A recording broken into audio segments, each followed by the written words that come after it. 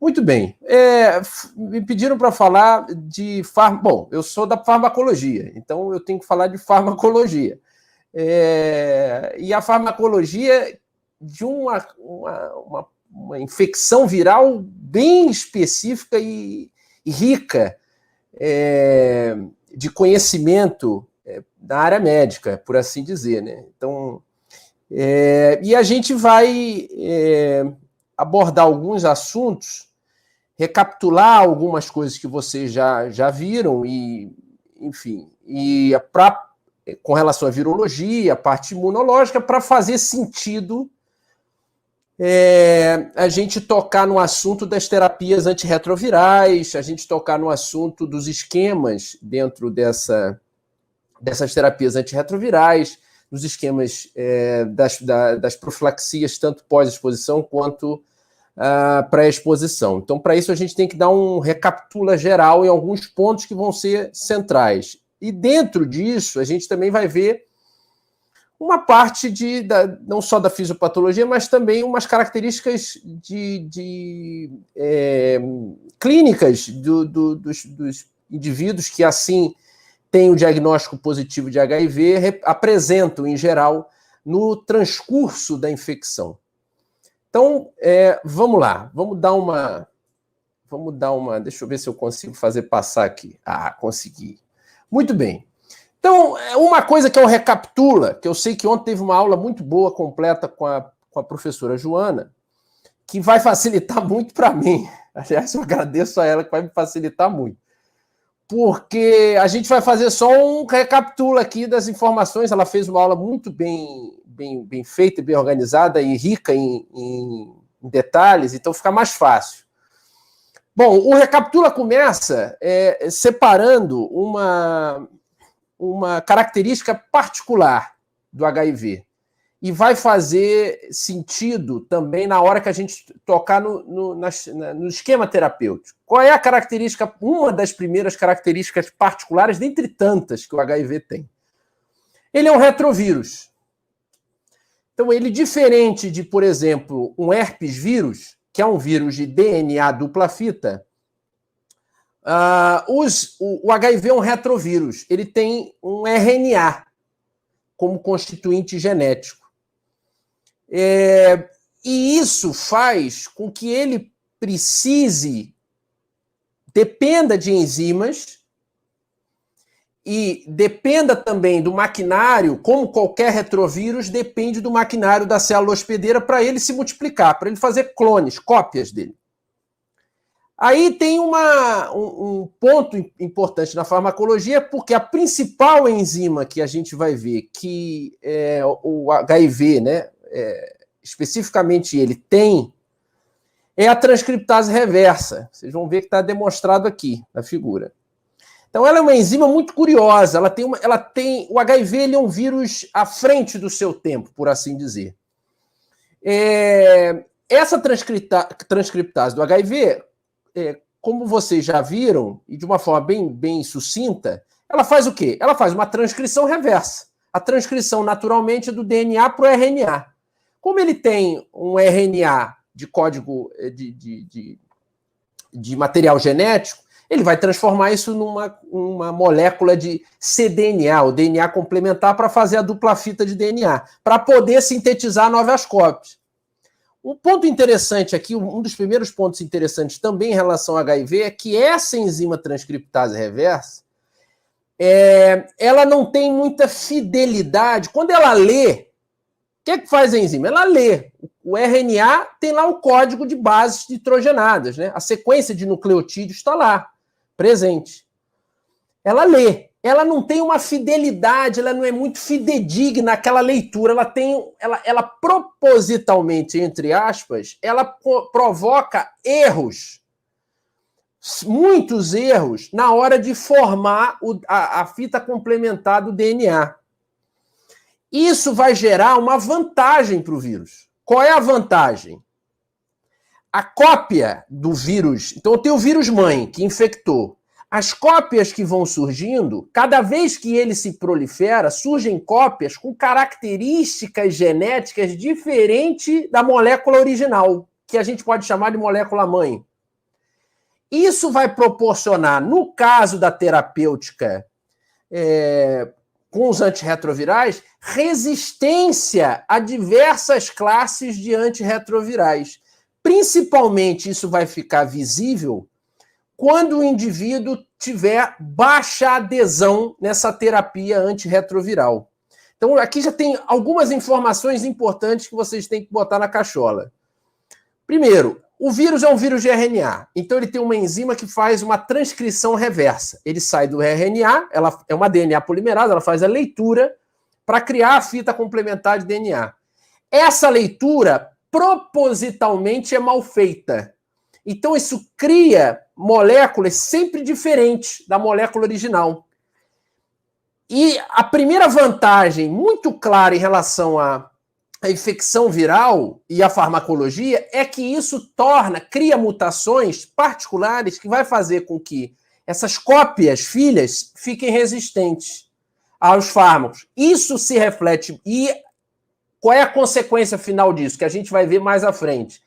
É uma falha terapêutica. Essa falha terapêutica tem alguns motivos, alguns parâmetros que vão resultar nela. Um dos parâmetros é a baixa adesão, que pode desencadear, devido a essas mutações, uma falha terapêutica. E isso vai interferir na terapêutica, vai interferir no tipo de fármaco que eu vou utilizar. Tá certo? Tem um grupo de fármacos que já tem o que a gente chama de barreira genética. O que é a barreira genética de um fármaco atuando especificamente no HIV? É se facilmente as moléculas filhas do HIV conseguem se tornar resistentes ou não. Os fármacos que têm alta barreira genética, o HIV é mais suscetível. Então é difícil criar uma resistência. As mutações são mais difíceis. Os fármacos que têm baixa barreira genética, eles são mais suscetíveis a sofrerem resistência viral das células filhas que vão ser originadas. Então esse ponto já tem que estar na cachola. Outro aspecto, como vocês viram na aula de ontem, a característica do vírus, ele é um vírus de formato icosaédrico. Se vocês lembrarem da geometria, ele tem um formato icosaédrico. E ele tem a constituição de fora dele, ele roubou da célula quando ele sofreu um processo, que é o processo de brotamento. É o mesmo de uma planta. O que é brotar? Ela está... Você semeou a semente, brotou. Começou a brotar. É aqui o que vai acontecer. Você semeou o vírus, ele começa a brotar da célula. Ele sai da célula, depois que houve o processo de multiplicação celular, na célula do hospedeiro. Ele rouba os fosfolipídios constituintes da membrana do hospedeiro e forma essa cápsula por fora. Nessa cápsula, vocês vão lembrar que tem duas principais molequinhas que são glicoproteínas. Então, guarda, por enquanto, só o nome. É a glicoproteína 120, ou GP120, e a glicoproteína 41, ou GP41. A gente já vai voltar nelas. Não há fármacos específicos com relação a GP120, mas há fármacos específicos com relação a GP41, a gente já volta nela. No interior, como eu havia dito, no interior de um capsídeo, que tem antígenos, tem um antígeno P24, que é um importante antígeno, característico do vírus, está presente no capsídeo, e o material genético, o RNA, que a gente já falou, e ela possui, além da transcriptase reversa, outras moléculas, e uma delas é a integrase, é uma enzima, que também vai ter um papel importante, e que também a gente tem fármacos, grupo de fármacos que vão atuar, aliás, hoje de primeira linha, vão atuar sobre a integrase, tá? Aqui no canto é só para mostrar para vocês, tem subtipos, subespécies de HIV. Tá certo? O HIV1 e HIV2, vocês conversaram ontem um pouco sobre a diferença dos dois. Qual é o mais comum, tá, no mundo inteiro? É o HIV1, a subespécie M. Ela é a mais comum, é a mais disseminada no mundo inteiro. Tá certo? Então vamos lá. Então, trazendo de ontem, recapitulando hoje, além da transcriptase reversa, quais são outras vantagens adaptativas do HIV? Por que ele é tão diferente de outros vírus? Porque qual é a lógica de uma infecção viral? Ou o vírus mata o hospedeiro, ou ele é morto pelo sistema imune do hospedeiro. Não tem meio termo, tá? Ou ele mata ou ele morre. É quase um velho oeste aqui. Vocês viram ontem que a professora Joana fez uma ótima analogia com o exército. Então, o HIV tem uma particularidade.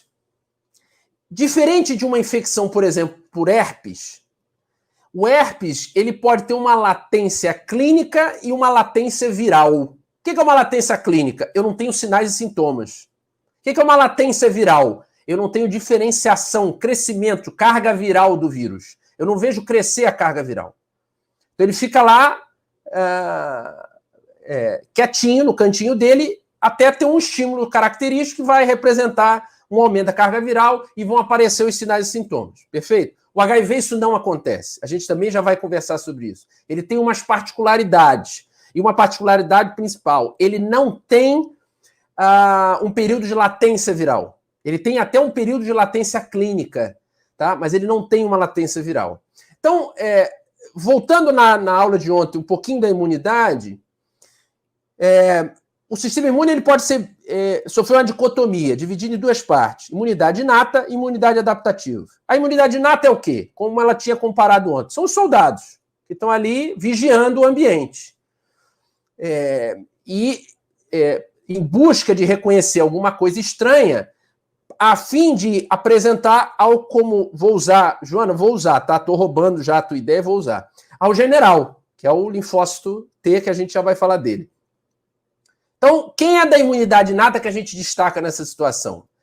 Células, geralmente é pela mucosa a entrada do HIV. A principal via de infecção é a via sexual. Tá? Então, pela mucosa da via sexual, mucosa vaginal, mucosa oral, mucosa anal. Então, é mais fácil na mucosa, seja ela íntegra ou não. Ela pode ter alguma falha de continuidade por uma DST, por exemplo, ulcerativa, por exemplo, cancro mole, sífilis, enfim.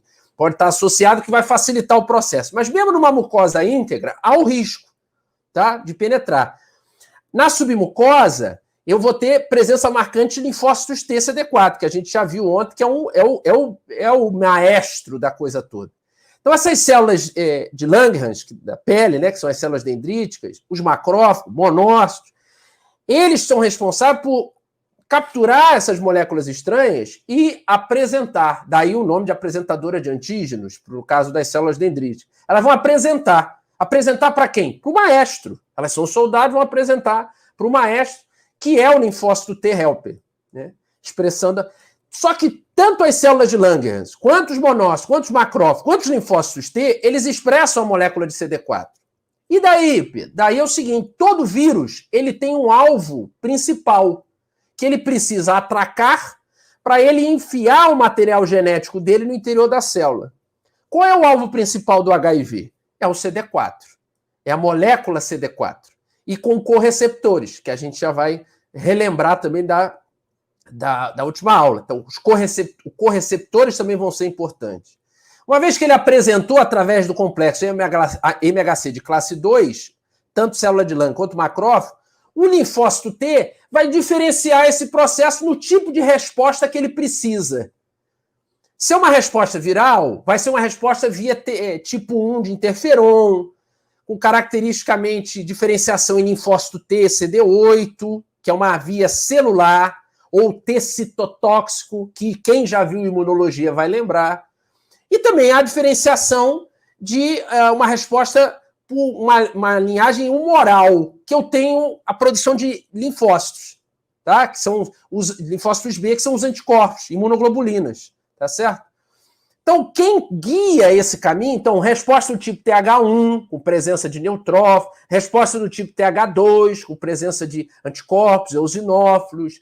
Então, isso vai ser característico. As patologias inflamatórias têm essa resposta TH17, tem diferentes tipos de resposta. Quem é que guia esse, para onde vai mais, para menos? É o linfócito T, CD4. E aonde é que o HIV infecta? O linfócito T CD4. Então veja a malandragem dele. Ele já tem uma transcriptase que gera cópias com um grande número de mutações. E ele ainda infecta o coordenador de todo o processo imunológico. O que acontece? Ele é uma doença. E outra, que eu acabei de dizer anteriormente, ele não tem uma latência viral, ele está em constante multiplicação.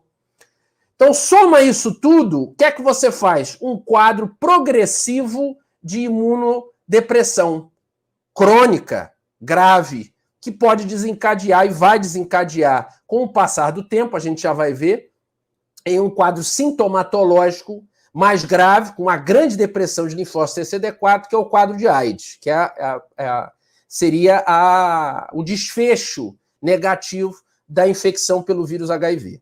Tá certo? Então, quando ele infecta o CD4, ele destrói o CD4 e, como consequência, destrói toda essa capacidade imunológica. Tá certo? No início, isso é mais abrupto, tá?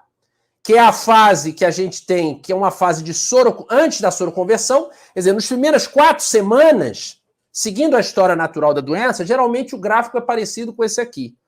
Nas 4 primeiras semanas, o que é que a gente observa?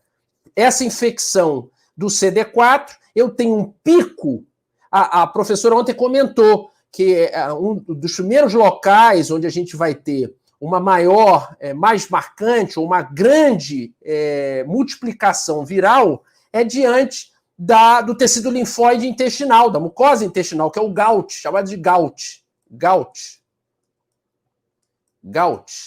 É o tecido linfóide intestinal, das células intestinais. Por quê? Porque na mucosa, na submucosa, é recheado de linfócito TCD4.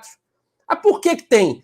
Porque é a região onde está mais exposto diariamente a micro-organismos estranhos invasores, por exemplo, principalmente por via alimentar.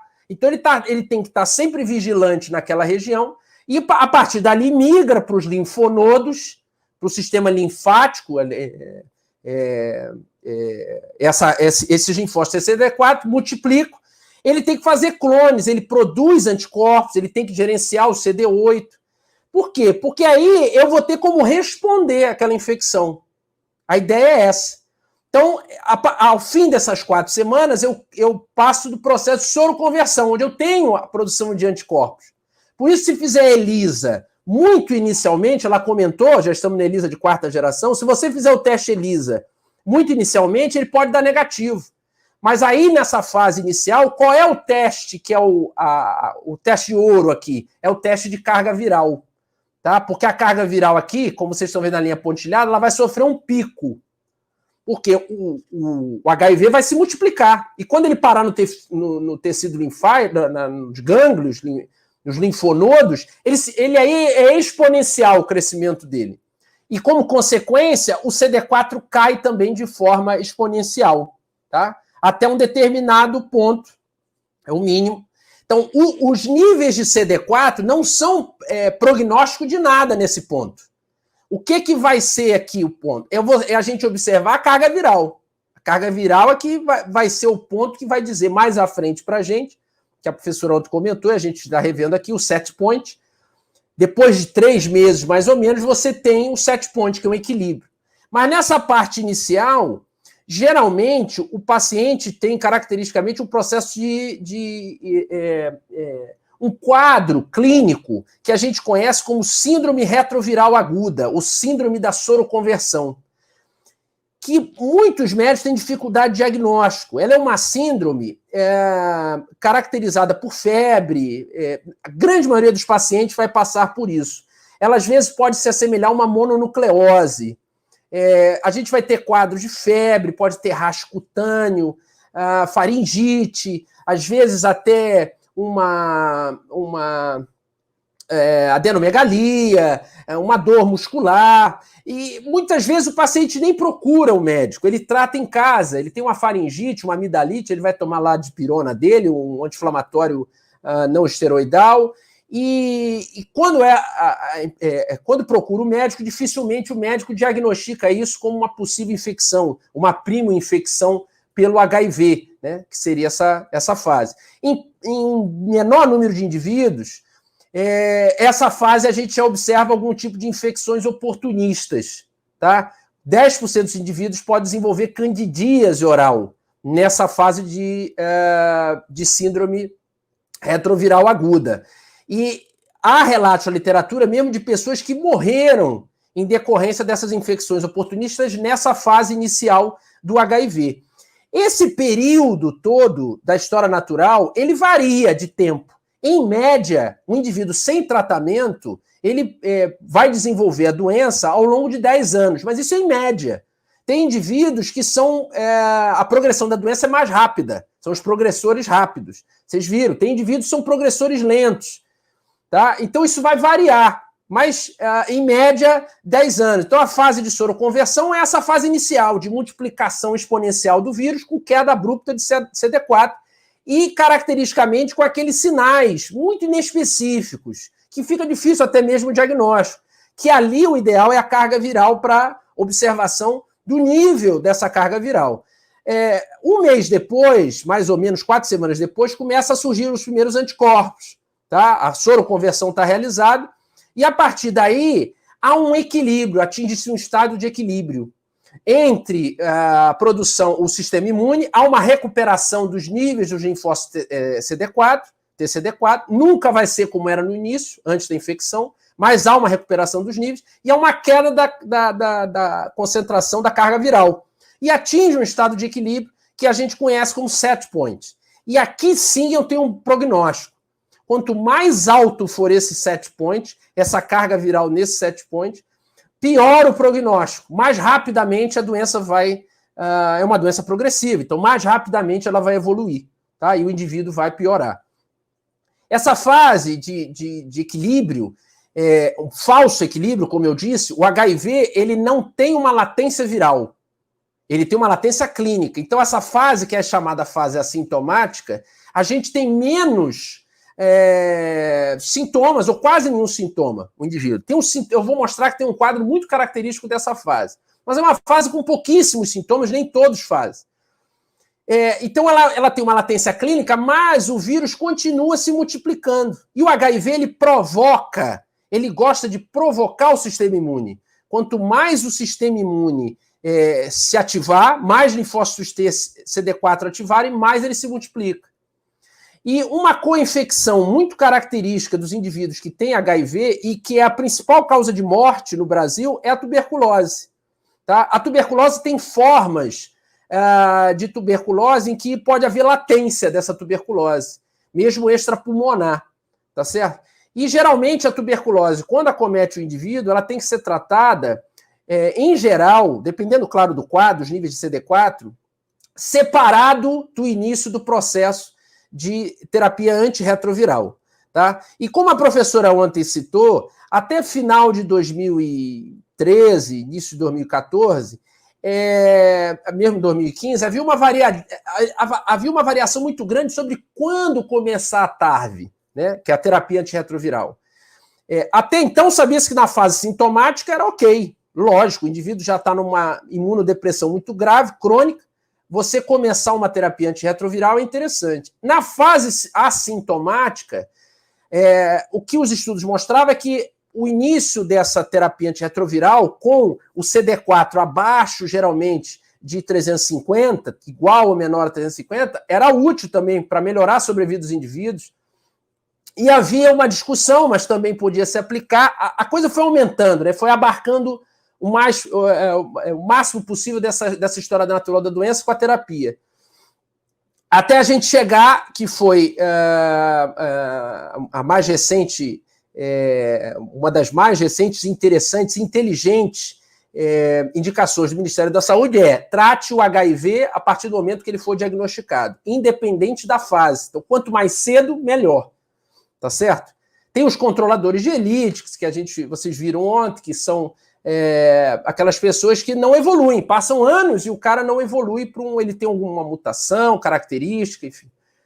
E nessa fase assintomática, então, tinha a TARV, mas não era em todos os pacientes. E isso aqui, e era uma fase que era mais difícil ainda de diagnóstico, porque o indivíduo não tinha sintomas. Um sintoma muito característico dessa fase é a linfadenopatia generalizada progressiva, que é um quadro muito característico dessa fase assintomática, com 2 ou mais cadeias de linfonodos extrainguinais, que vocês podem observar na figura, com um aspecto caracteristicamente elástico, aumentado, porque está havendo uma multiplicação, o sistema imune está tentando controlar essa multiplicação viral. Isso perdura por um tempo, geralmente mais do que 3 meses, e atinge tanto os linfonodos cervicais do ramo anterior quanto posterior. Então é interessante o clínico sempre fazer a palpação, tanto dos gânglios cervicais anteriores e posteriores, que ele pode diagnosticar essa apresentação que é muito característica dessa fase assintomática da doença. E a fase sintomática é uma fase final com uma grande imunodepressão, os níveis de CD4 muito baixos. Ela pode ser dividida em duas etapas, né? A fase sintomática precoce, que é a fase B, que já sempre foi tratada, os níveis de CD4 entre 200 e 500, e a fase AIDS, que é quando eu tenho nível de CD4 mais baixo, abaixo de 200.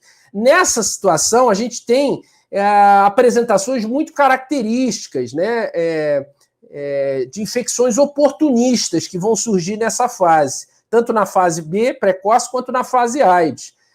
As mais comuns, na fase B, é a herpes zoster, que vocês têm aqui caracterizado na ilustração. A fase AIDS, a gente já tem complicações, porque o CD4 está menor, então mais infecções oportunistas, como, por exemplo, sarcoma de Kaposi, tá certo? Tuberculose extrapulmonar, câncer cervical invasivo. Na fase B ainda, precoce, a gente pode ver candidíase oral, essas placas esbranquiçadas na mucosa oral, mesmo leucoplasia pilosa oral, que vocês podem observar que há uma relação com a infecção por vírus Epstein-Barr. E aqui um outro exemplo de mais comum até que aparece é o sarcoma de Kaposi na ponta, costuma aparecer na ponta do nariz, também é muito característico dessa fase AIDS. Então, essa fase sintomática, assim como a fase assintomática, elas são indicações de terapia antirretroviral, e agora todas as fases, mesmo as fases mais iniciais, mais precoces, devem fazer uso da terapia antirretroviral. Essa terapia antirretroviral, ela tem que ser individualizada. Ela precisa ser individualizada. Há testes, inclusive, de genotipagem, tá? Tem farmacogenômica envolvida, porque os indivíduos vão responder de maneira melhor, igual como é na psiquiatria. A gente tem farmacogenômica na psiquiatria com psicofármacos para adequar melhor a classe, o fármaco dentro daquela classe ao organismo de um indivíduo especificamente. Então, a terapia antirretroviral, o raciocínio é o mesmo, tá? Ela deve ser individualizada. Quais são os grupos? Como é que vão atuar os fármacos? Tá certo? Então, voltando de novo só um pouquinho na replicação viral. O vírus, o organismo é infectado pelo vírus. Esse vírus, como vocês lembram, tem duas glicoproteínas, a GP120. O que a GP120 faz? Ela adere ao CD4 e ela vai sofrer uma mudança conformacional e se aderir num receptor de quimiocina. O que faz uma quimiocina? Ela é um amplificador, tá? Ela atrai outras moléculas do sistema imune para o local onde está sendo liberado. Os receptores de quimiocina que o HIV se liga são de dois tipos, CCR5 e CXCR4. A maioria das cepas de HIV são tipo R5, tá certo? A maioria das cepas de HIV são do subtipo R5. Algumas cepas são do tipo X4. E algumas cepas são mistas, pode ser R5, X4. Nós temos fármacos que vão atuar antagonizando receptores de CCR5, tá certo? Então nós temos antagonistas CCR5. Eles só vão fazer efeito em cepas de HIV que são R5. Uma vez que houve esse atracamento através da glicoproteína GP120, vai haver uma outra mudança conformacional expondo a glicoproteína 41, a GP41. E a GP41 ela é fundamental para o processo de fusão entre a cápsula, entre o vírus, aquela membrana lipídica externa do vírus, com a membrana plasmática, tá? Então eu tenho uma fusão que vai permitir entrar o material genético e todo o constituinte ali do capsídeo, o capsídeo viral vai entrar. Então nós temos um grupo de fármacos que são os inibidores de fusão. Eles vão atuar inibindo, antagonizando, se ligando à glicoproteína GP41. A gente já vai conversar sobre eles também. No interior da célula, há aquela multiplicação viral. Então, o RNA viral ele vai sofrer o processo de transcrição reversa, através da transcriptase. Nós temos os inibidores de transcriptase reversa. nucleosídeo, nucleotídeo, e os inibidores de transcriptase reversa não nucleosídeo, tá certo? Uma vez foi sintetizado o DNA, a dupla fita de DNA, o cDNA, esse DNA ele precisa entrar no núcleo. Para ele entrar no núcleo, a célula precisa estar ativada. Por isso que o linfócito TCD4 ele pode coexistir em 3 formas. Em repouso, parcialmente ativado ou ativada. Para o HIV multiplicar, ele precisa da célula ativada. Para a célula estar ativada, o ideal é que haja um processo imunológico, inflamatório, infeccioso, que vai manter isso sempre em constante ativação e o vírus vai se manter em constante multiplicação. Esse DNA viral ele vai ser incorporado ao DNA do hospedeiro, porque aqui o vírus vai usurpar do maquinário celular do hospedeiro. Quem faz essa integração entre o DNA viral e o DNA do hospedeiro é a enzima viral conhecida como integrase. Então, nós temos também na farmacologia inibidores de integrase, que hoje são primeira linha no tratamento, conjuntamente com inibidores de transcriptase reversa. Uma vez que esse DNA foi integrado, quando a polimerase do hospedeiro fizer a leitura da fita, gerar o RNA mensageiro vai gerar as proteínas, vai também gerar proteínas do vírus, que está ali usurpando aquele maquinário. Essas proteínas virais, esses polipeptídeos sintetizados, eles precisam ser cortados.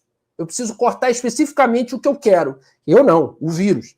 Então ele corta isso com uma enzima, a enzima protease. Ele cliva certinho para montar, como se fosse um Lego, ele vai clivar, como se tivesse um bloquinho de Lego. E o que faz a protease? Ela vai lá e corta aqui, para poder montar o novo vírus clone, o filho do original. E nós temos inibidores de protease, que também são muitos e tem bastante efeito adverso também. Tá? Para quê? Para a partícula viral assim constituída, ela usurpar os fosfolipídios de membrana, né, os lipídios aqui da membrana, e formar, e brotar, e sair como um novo vírus e poder infectar novas células. Então, qual é o objetivo da TARV? Isso tem que estar na cachola também. Para que eu faço uma terapia antirretroviral? Porque eu quero que os níveis de carga viral se tornem indetectáveis. Uma vez eles indetectáveis, eu tenho certeza que a patologia está sob controle. Eu não vou ter o desenvolvimento, a progressão da doença. E esses níveis de carga viral, eles têm que estar menor do que 50 cópias nos primeiros 6 meses após o início da TARV. Tá certo? E, ao mesmo tempo, óbvio, se a carga viral cai, quem é que aumenta? Aumenta o CD4. Tá? Agora, aqui eu chamo a atenção para vocês de um ponto importante. Tá certo? Quando nós temos uma co-infecção no HIV, quando a gente tem, por exemplo, uma co-infecção com a tuberculose, com vírus que podem ocasionar hepatite viral, hepatite B, hepatite C, nós temos um processo inflamatório gerado, imunológico gerado, que vai levar ou mesmo um processo vacinal, vai gerar uma crescente exponencial multiplicação do HIV, tá certo? E aqui, nesse aspecto, quando a gente entra com a TARV, quer dizer, a gente trata tanto a co-infecção, quando existe, uma DST, a gente vai tratar a co-infecção, mas a gente vai tratar a infecção pelo HIV. Quando a gente entra especificamente com a infecção pelo HIV, a gente diminui os níveis de carga viral e aumenta os níveis de CD4. Se esse indivíduo tiver infecções, co-infecções, que não estão mostrando, estão em latência, então, por exemplo, ele tem tuberculose extrapulmonar, ele tem tuberculose meníngea, por exemplo, tá? Mas ele não apresenta sinais e sintomas.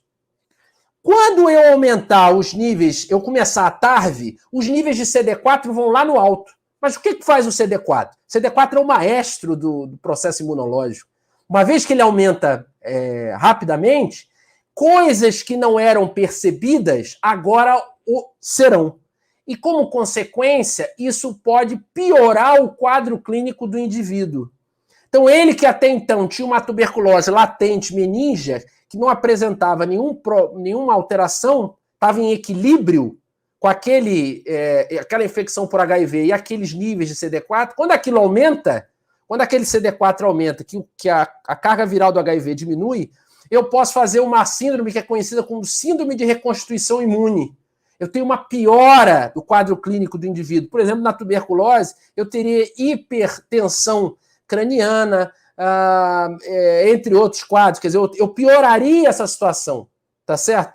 Então, é uma vantagem, mas ela tem que estar sempre associada a tratamento de uma possível co-infecção, tá? Precisa fazer um teste, uma prova tuberculínica, no caso da tuberculose, para identificar se teve contato com bacilo de Koch, enfim, e outras doenças que forem a mesma coisa. Vai ter que identificar se ele tem. Sempre o médico tem que fazer no exame de sangue, ele tem que sempre cercar por todos os lados que pode ter uma infecção por citomegalovírus, herpes vírus. Nessa hora, se tiver e não tiver tratamento, vai exacerbar e vai piorar o quadro, tá?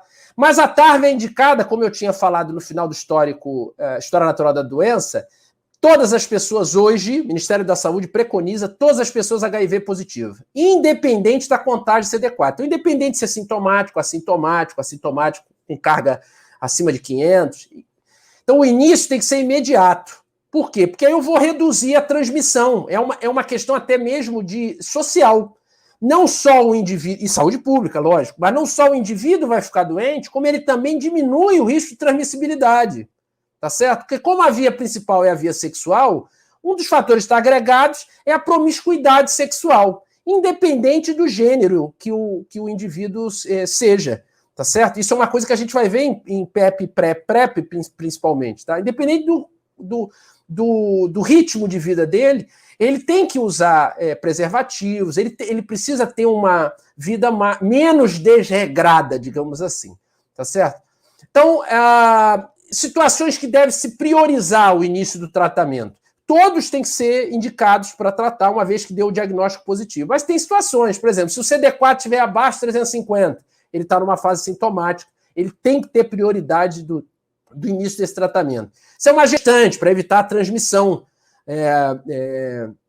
da mãe para o feto, tá? Se ele tem tuberculose ativa, qualquer forma de tuberculose, tá? Que é uma co-infecção, então ele tem que ter o início do tratamento. Se é uma co-infecção por hepatite B ou hepatite C, se ele tem risco cardiovascular elevado pelo score de Framingham, score de Framingham avalia risco cardiovascular, vai avaliar diversos parâmetros cardiovasculares e vai dizer se ele tem predisposição de risco maior ou menor. O HIV, como é uma doença que desperta sempre, ele mantém sempre a infecção, ele mantém sempre um perfil inflamatório, pró-inflamatório, ele vai piorar. Se o indivíduo, por exemplo, já tem um processo instalado de aterosclerose, ele vai exponenciar o risco de desenvolvimento mais rápido dessa aterosclerose e lesionar o coração desse indivíduo. Tá certo? Quais são os fármacos? Então, os grupos eu já comentei, mas agora eu vou comentar alguns principais fármacos dentro das classes. Então, os inibidores da transcriptase reversa, análogo de nucleosídeo, nucleotídeo. Eu já volto nesse slide.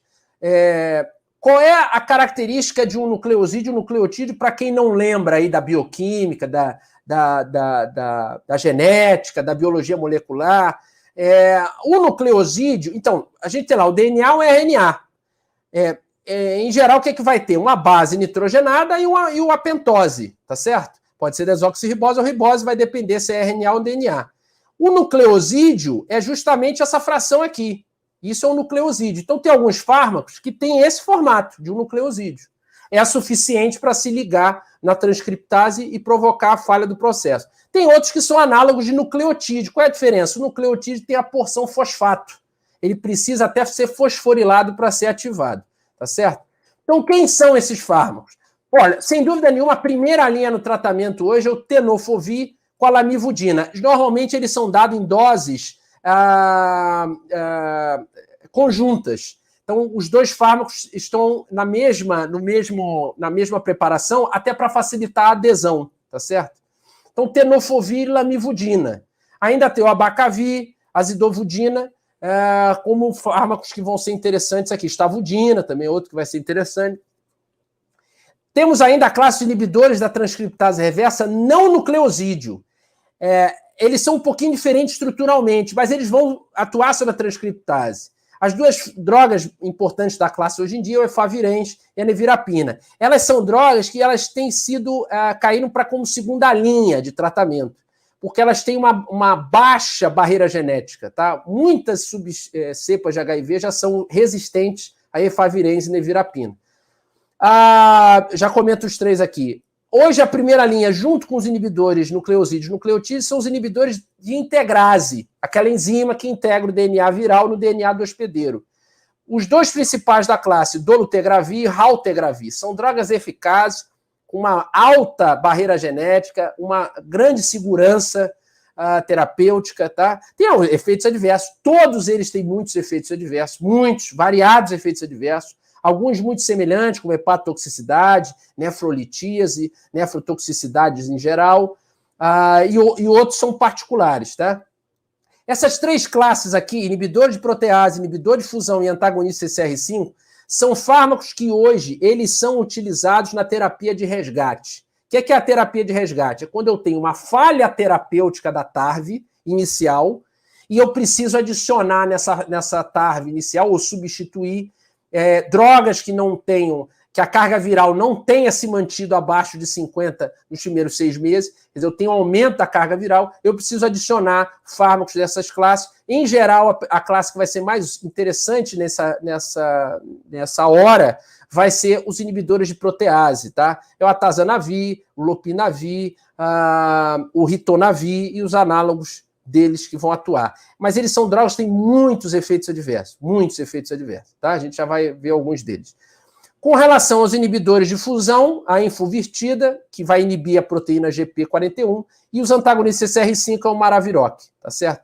Qual é o esquema padrão no Brasil, tá? O esquema inicial para o indivíduo que é virgem de TARV?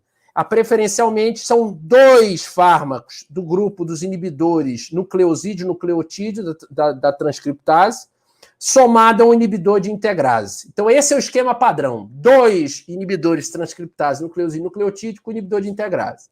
Se houver uma contraindicação ou quadros em que eu não posso utilizar o inibidor de integrase, a alternativa são os 2 inibidores nucleosídeo e nucleotídeo da transcriptase, somado a um não nucleosídeo.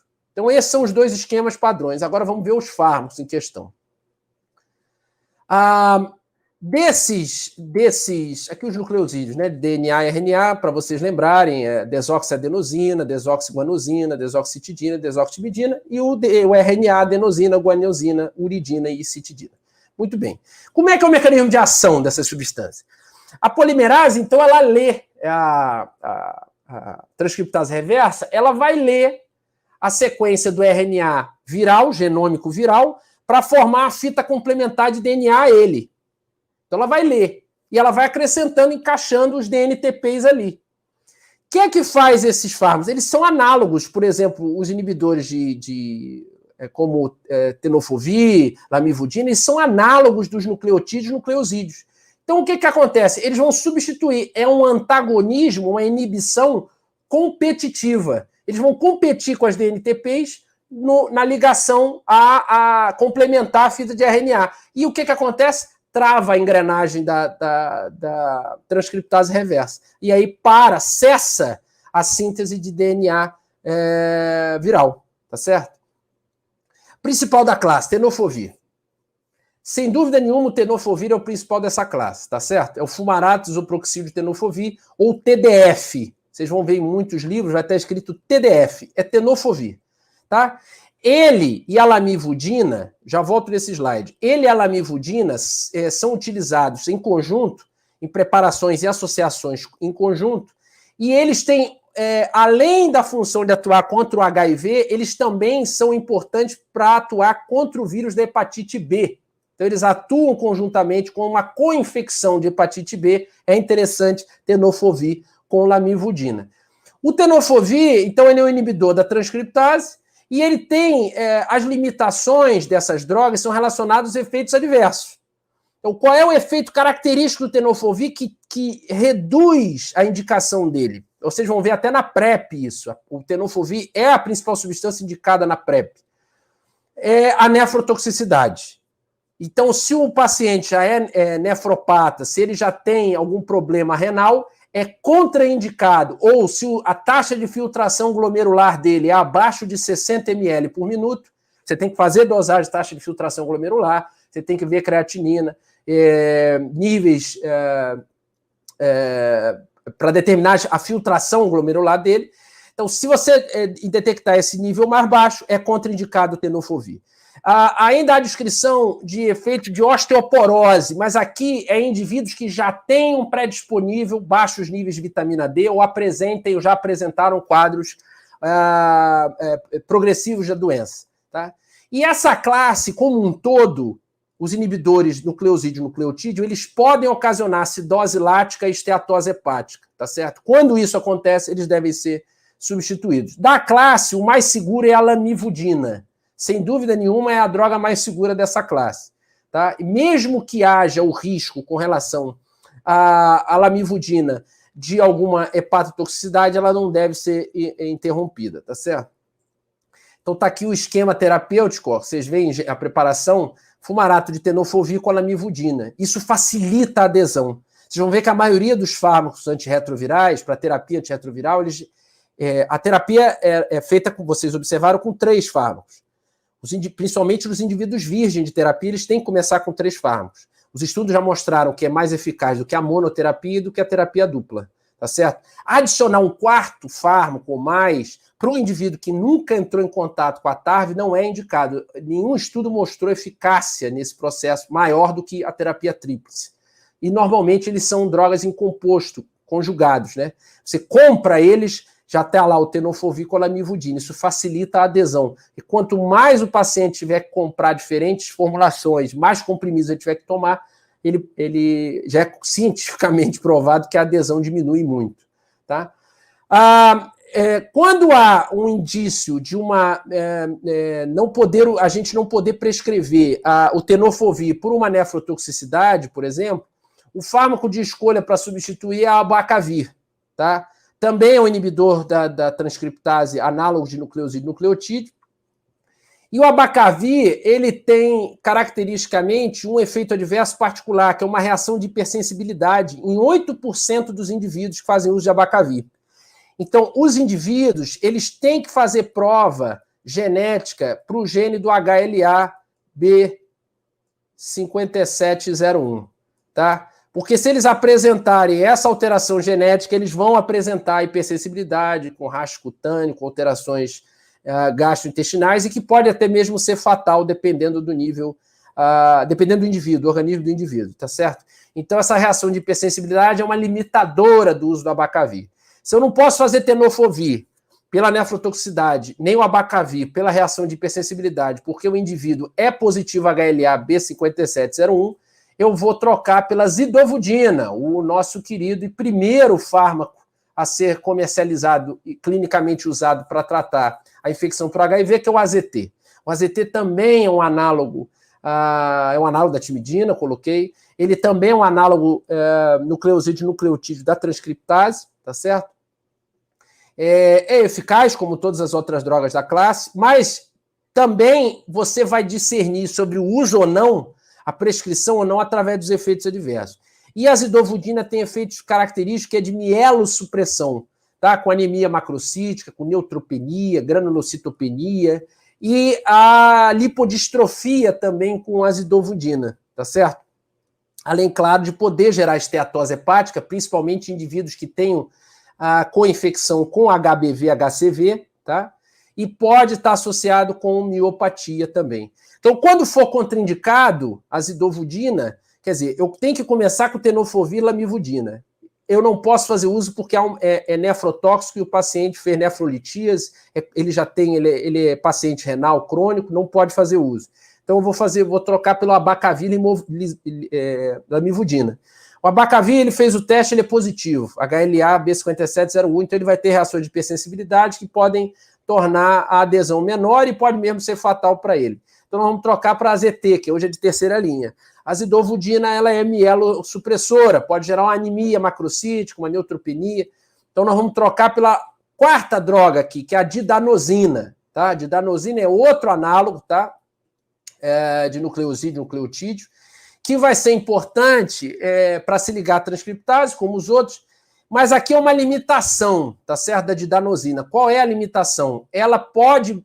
o principal efeito adverso dela é a pancreatite, tá certo? Então pode estar associado a casos graves de pancreatite. Tá? Então todas essas drogas dessa classe, que são a de primeira linha, vocês viram, exceto a lamivudina, que tem as capacidades de provocar hepatotoxicidade, tudo, mas é a mais segura da classe. Tá?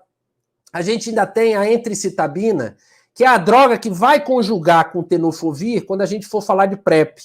Então, o esquema terapêutico para PrEP é tenofovir com entricitabina, tá certo? Que é outro substituinte. E a tenofovir e a entricitabina também conjugam com a antihepatite. É uma droga análoga à lamivudina, então ela é mais bem tolerável, tem menos efeitos adversos do que as anteriores, tá certo? A classe dos inibidores não nucleosídeos da transcriptase é uma classe mais antiga também e que tem uma baixa barreira genética, como eu tinha comentado. O fármaco de escolha hoje na terapia alternativa com o tenofovir e a lamivudina é o efavirenz, tá? Como é que é o mecanismo de ação dessa classe? Eles não são análogos a nucleotídeo e nucleosídeo. Como é que eles atuam? Eles vão atuar por uma inibição alostérica. O que é uma inibição alostérica? Há fármacos que se ligam no sítio catalítico de uma enzima, tá certo? No caso, se ligaria no sítio catalítico da transcriptase reversa, que faz a ligação dos nucleotídeos. Aquela outra classe. Essa classe, como é que ela faz? Ela atua num local alostérico, fora do sítio catalítico. E essa ligação provoca uma mudança conformacional que impede que os nucleosídeos, se liguem no sítio catalítico da enzima e, consequentemente, ela trava. Ela não consegue fazer a fita de DNA complementar e logo para a síntese genética de material genético do vírus, tá certo? Então é assim que eles vão atuar. Eles são antagonistas ou inibidores não competitivos, são alostéricos da transcriptase reversa. É um pouquinho diferente do outro, tá? Esse uso em combinação, ele era muito feito em uso em combinação com o indinavir, que é o inibidor de protease. O indinavir não está sendo mais usado clinicamente pelos efeitos adversos dele, tá? Somente interações medicamentosas, tá certo? Em geral, os efeitos adversos. O efavirenz tem efeitos adversos característicos principais, são sintomas neuropsiquiátricos. Ele vai provocar sonhos vívidos, pesadelo, indivíduos que já tenham doenças psiquiátricas, como depressão, esquizofrenia, ele vai exacerbar a depressão, ele vai levar a alucinação, a psicose. Então, nesses casos, ele tem que ser substituído geralmente pela nevirapina, apesar dela ter efeitos característicos também. Ele pode estimular a crise convulsiva, tá certo? Ele pode gerar hepatotoxicidade, principalmente se for administrado em indivíduos que têm hepatite B, hepatite C. Se esse é o caso, ele vai ser substituído por um inibidor de protease, por exemplo, atazanavir, ou mesmo vai ser substituído, quando não é o caso, pelo inibidor de integrase, que é o dolutegravir, que a gente já vai ver. Ele pode gerar reação de hipersensibilidade, ginecomastia, mas isso aqui não tem uma explicação clínica até hoje, tá certo? A outra droga da classe é a nevirapina. Nevirapina também é uma droga eficaz, mas ela tem mais efeitos adversos que o efavirenz. Dentre eles, hepatotoxicidade, com hepatite fulminante, principalmente em indivíduos que tiverem co-infecção com hepatite B ou C, tá? Nesses casos, ele vai ser contraindicado. E pode gerar uma reação de hipersensibilidade grave. Pode gerar leve, vai ser substituído pelo efavirenz, quando for o caso, mas pode gerar uma reação grave de hipersensibilidade, tá? Tipo síndrome de Stevens-Johnson. E nesses casos, a nevirapina vai ser substituída por um inibidor de protease, geralmente inibidor de protease, quando não puder, um inibidor de integrase. Os inibidores de integrase, hoje são primeira linha, tá? Junto com os inibidores nucleosídeo e nucleotídeo. Deles, o de escolha é o dolutegravir. É uma droga muito segura, alta barreira genética, muito eficaz, menos efeitos adversos do que drogas, por exemplo, como vocês viram, nevirapina e efavirenz. Muitas dessas drogas não sofrem influência da alimentação. Um detalhe que eu esqueci, o abacavir, vocês não devem... ele é metabolizado, muitos deles, pelo citocromo P450. Então, eles vão sofrer efeitos de interação medicamentosa com outras drogas. Vou comentar até um que é interessante com o inibidor de protease. Mas o abacavir, ele é metabolizado pela álcool desidrogenase. Se vocês lembram bem da bioquímica, ou mesmo da farmaco, para quem já teve farmaco, a álcool desidrogenase é uma das duas enzimas que degrada o etanol. Então, aldeído desidrogenase e álcool desidrogenase. Logo, se você fizer uso de fazendo uso de abacavi e encher a sua cara, né, beber muito, há uma competição, o etanol vai se ligar e vai exacerbar os níveis de abacavi e, se for o caso, gerando respostas de hipersensibilidade mais graves, características do fármaco. Com relação ao dolutegravir, ele não sofre influência de alimentação, tá? Mas ele sofre influência de cátions, da presença de cátions polivalentes. Por exemplo, se o indivíduo faz uso de antiácido, tá? Os antiácidos à base de carbonato de cálcio, tá certo? Bicarbonato de sódio, que tiver esses cátions, magnésio, hidróxido de magnésio, há o risco de inibição. É quase uma quelação que acontece, tá certo? Então eles têm que não pode ser administrado próximo do horário de administração de um fármaco antiácido ou mesmo um laxante, tá?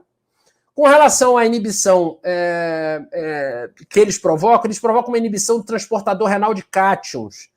O rim tem capacidade de excretar tanto cátion quanto ânion. Como eles inibem esse transportador renal, muitas drogas que são excretadas por esse transportador renal, se associadas junto com o dolutegravir, ele vai exacerbar os níveis dessas drogas, que pode exacerbar efeitos adversos. Um exemplo clássico é a metformina. Se ele for administrado conjuntamente com metformina em paciente que é HIV positivo e diabético, ele vai gerar doses muito elevadas. Então a metformina tem que ter a dose ajustada, tá certo? Efeitos adversos, insônia, cefaleia, ele é mais bem tolerável.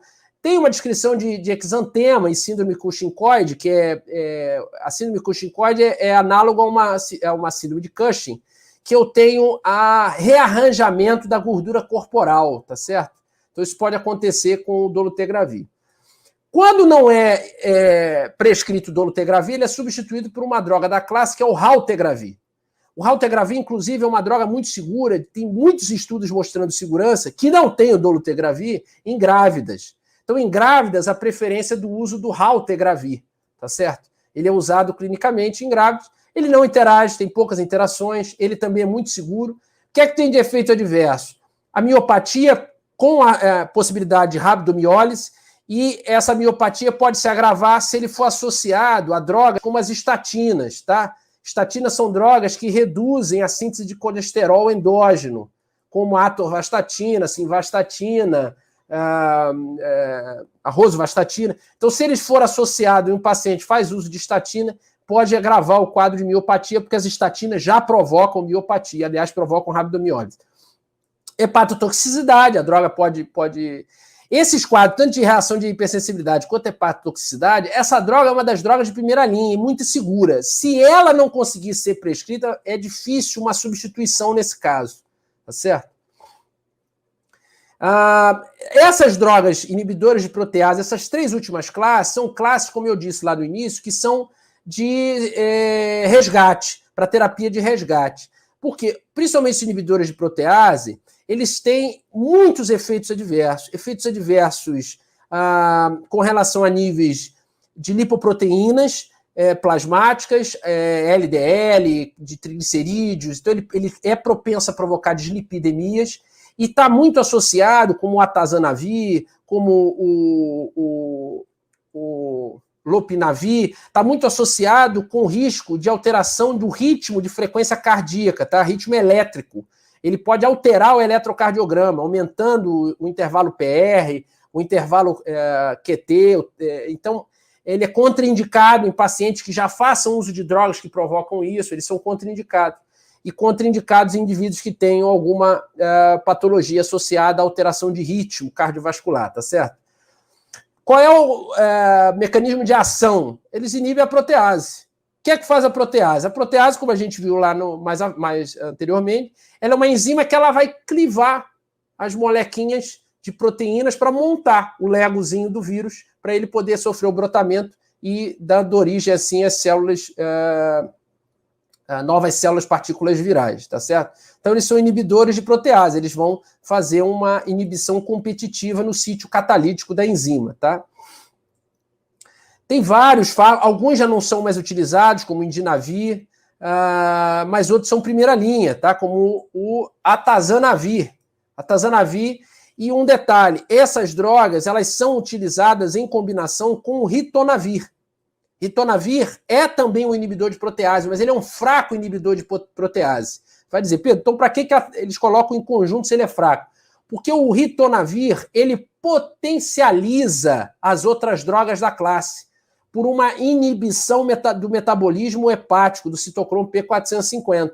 Ele potencializa os níveis, ele faz um sinergismo de potenciação com Atazanavir, com Lopinavir e outras drogas da classe, tá certo? Então, a Atazanavir é uma das principais drogas da classe, é uma das de primeira linha quando a gente inclui a terapia de resgate com inibidor de protease, tá? Ele tem também efeitos adversos, que eu falei, comentei, alargamento de intervalo PR, QRS. Ele pode estar relacionado com hiperbilirrubinemia indireta.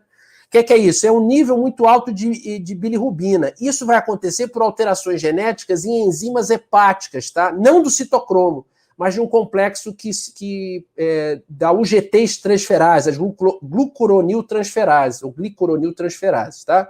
Ele pode provocar efeitos adversos nefrolitíase. Quando é o caso, ele é substituído por exemplo, inibidor de integrase. Outras duas drogas da classe importante, substituintes do Atazanavir, quando esse não pode ser utilizado, é o Darunavir e o Lopinavir, tá certo? O Lopinavir é o que eu falei, ele também pode aumentar PR e QRS, ele pode causar pancreatite, eles podem causar dislipidemia. Então, em geral, o efeito adverso da classe é muito parecido, tá?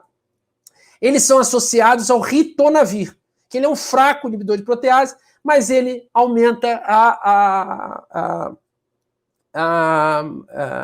o tempo de ação de exposição, ele diminui o metabolismo das outras substâncias, então aumenta o mecanismo de ação delas, a meia-vida é aumentado das outras substâncias, dos outros inibidores de protease. Como o Ritonavir é o que mais faz interação medicamentosa, quando a gente está relacionando a enzima do citocromo P450, quando a gente falar de PEP, né, nós vamos tocar em um assunto que muitas vezes, já vou até antecipar, muitas vezes, por exemplo, a mulher sofreu uma violência sexual, ela necessitou fazer uso de PEP e também necessita fazer uso de anticoncepção de emergência. No caso, se o uso for incluído no PEP, o uso de Ritonavir, então, por exemplo, Atazanavir e Ritonavir, não deve ser feito uma anticoncepção de emergência com estrógenos. Por exemplo, o método USP, que acrescenta um estrógeno e um progestágeno. No caso, a preferência de escolha é por um progestágeno. Então, levonorgestrel, por exemplo, 0,75 mg, 2 vezes dia. Por quê? Porque o Ritonavir, ele leva ao aumento do metabolismo dos estrógenos. Então, vai diminuir a eficácia da anticoncepção de emergência se ela tiver a presença de estrógeno, entendeu? Então, isso é importante também, tá? Dos inibidores de fusão, a única droga da classe é a enfuvirtida. Ela é um inibidor da ligação do GP41 presente no envelope viral para impedir que haja a fusão daquele envelope viral lipídico com a membrana plasmática, tá certo? É uma droga mais recente, que pode ser utilizada. Tem alguns efeitos adversos também característicos, hepatotoxicidade, gastrointestinais. E, por fim, os antagonistas CCR5, que é o Maraviroc. É o único antagonista CCR5 que é utilizado clinicamente hoje. Ele o que é importante do Maraviroc? Ele é um antagonista CCR5, então ele só vai fazer efeito em cepas do vírus que sejam R5. Ele não vai fazer efeito com relação a cepas X4.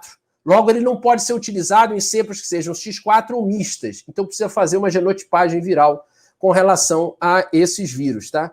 Efeito colateral é muito característico de tosse, infecções de vias aéreas superiores, enfim, mas é uma droga que pode ser utilizada.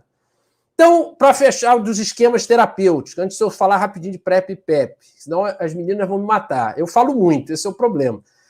Do esquema inicial, então, tenofovir, lamivudine e dolutegravir. O esquema inicial alternativo é trocado o dolutegravir quando não pode ser utilizado por efavirenz, que é um inibidor não nucleosídeo. Quando há coinfecção com tuberculose sem gravidade, permanece o efavirenz. Se houver gravidade, entra no esquema o raltegravir, tá certo? Para eu fechar, que foi pedido para eu falar da farmacologia de PEP e PrEP. Então, aqui, vamos para a PEP, né, da pós-exposição. É preciso observar alguns parâmetros, né? Quando é que ocorreu a exposição? Então, é importante saber isso. Porque é uma urgência médica. Quanto mais rápido a gente iniciar a PEP, melhor. Menos risco daquele indivíduo desenvolver, progredir com a doença e se estabelecer a doença. Então, idealmente, é iniciar até 2 horas após o evento. Então, é um profissional de saúde que sofreu um acidente com pérfuro cortante, com sangue, que podemos ter 2 cenários. Ele sabe que o paciente daquele sangue, daquela amostra de sangue, era HIV positivo. Então, inicia a PrEP o mais rápido possível. Tem que ser até 72 horas, porque nenhum estudo mostra benefício depois disso. Outro ele sofreu um acidente com pérfuro cortante de um sangue de um paciente que a gente não sabe se é HIV positivo. Tem como fazer o teste? Tem. Então, o teste tem que ser feito. Porque é importante saber a sorologia da fonte. Tá? É importante saber se o material é infectante. É sangue, é sêmen, é fluido vaginal ou não é infectante? Por exemplo, suor sem presença de sangue, lágrimas sem presença de sangue, é menos infectante do que sangue, sêmen, fluido vaginal. Então, o risco é menor. Não quer dizer que não tenha risco, mas o risco é menor. Qual é o tipo de exposição? Foi uma perfuração? Então, realmente tem risco. A pele é íntegra? Não, foi sem risco, a pele íntegra. Foi uma mordedura sem presença de sangue? Então, sem risco. Se houver necessidade, e todas essas etapas, o clínico vai avaliar, obviamente, todas essas etapas forem positivas para o uso da PEP, ela vai ser indicada e o esquema vai ser tenofovir com lamivudina e dolutegravir por 28 dias. Se o tenofovir for contraindicado, quando é que ele é contraindicado? Ele é nefrotóxico. Então, se eu tenho uma taxa de filtração glomerular baixa, se eu já tenho instalado uma doença renal, eu vou contraindicar ele. Se eu vou contraindicar ele, eu vou substituí-lo por AZT. Então, é AZT com lamivudina em doses fixas, combinadas, com dolutegravir. Dolutegravir é contraindicado. Se ele é contraindicado, eu vou botar um inibidor de protease, de preferência o atazanavir com ritonavir. Mas sempre lembrando que a fonte principal é necessário avaliar se ela era HIV positiva ou não. E mesmo no indivíduo que sofreu a exposição. Porque ele pode já ser HIV positivo e não saber. Com relação à PrEP, rapidinho, pai bola. Grupos prioritários. Entendo, a PrEP precisa de uma avaliação clínica, médica. Esses grupos prioritários estão incluídos na tabela, eles são os que mais vulneráveis. Em geral, muitos deles, por terem parceiros sexuais variados e não uso de preservativo, por exemplo. Eles podem ter DSTs, não fazem tratamento. Então, o que é importante preconizar na PrEP? Ele não é porque ele pertence a uma dessas categorias, digamos assim, se é que a gente pode dizer isso, que vai ser indicado PrEP para ele. Vai ter que se avaliar histórico de vida daquele indivíduo. Se ele já faz uso de PEP por vários períodos, se ele já fez uso de PEP. E o PrEP, a eficácia dela depende da adesão. Se não tiver adesão, como a TARV também vai ser, e o PEP, né? Então, no PrEP, qual é a indicação? Farmacologicamente? É o tenofovir, o esquema é o tenofovir com a entricitabina. Então, são 2 inibidores de nucleotídeo, tá? Comprimidos em doses fixas combinadas, tá certo? E os fatores que vão reforçar isso: repetição de práticas sexuais sem preservativo, frequência de vários parceiros eventuais, se tem histórico de DST. Então, o clínico ele precisa avaliar tudo isso, tá? Para decidir se deve ou não, se aquele indivíduo é indicado a fazer uso da PrEP ou não, tá? É isso. Obrigado, beijos, vamos lá. Quem tiver dúvidas ou perguntas, eu quero já agradecer de novo a vocês.